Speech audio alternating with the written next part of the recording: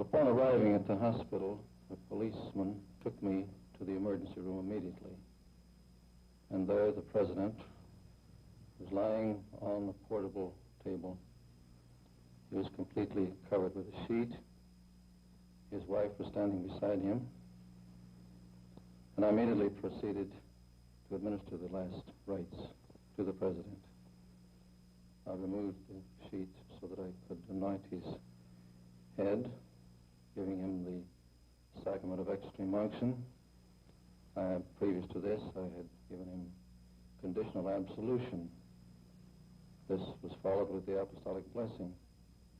The sacraments were given conditionally because we did not know whether he was living or dead.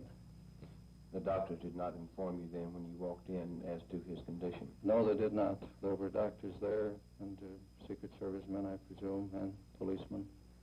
But no one said anything to me whether he was living or dead. Did you speak to Mrs. Kennedy at any time? I did. After that, I expressed my sympathy and the sympathy of my parishioners to her. Told her we was terribly shocked at hearing this sad news. And she thanked me very graciously for coming down and taking care of the president, of his spiritual needs, and asked me to pray for him. I assured her that I would. Immediately after that, I followed with prayers for the dying and some prayers for the repose of his soul. And we also recited together the Lord's Prayer, the Hail Mary, and a short invocation. May God grant eternal rest to his soul. What was the reaction of the people in the emergency room at this time? Those who knew the answers to the prayers, of course, responded, including the president's wife, certainly. And everyone there was in a state of shock, as if they could not believe that such a thing could happen, that the president would be assassinated. Was Jacqueline Kennedy, did she show any outward signs of emotion, or was she composed? She was very much composed, but she was seemingly paralyzed or in a shock.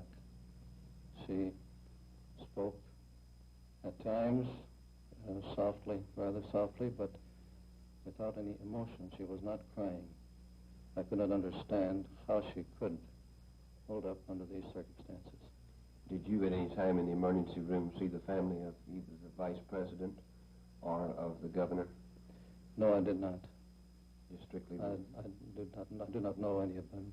I did not. Have you, or do you plan to conduct any special masses for the president? Well, that same evening of his death, I celebrated a requiem mass for the repose of his soul at 5:30. The church was practically filled with people at Holy Trinity Church.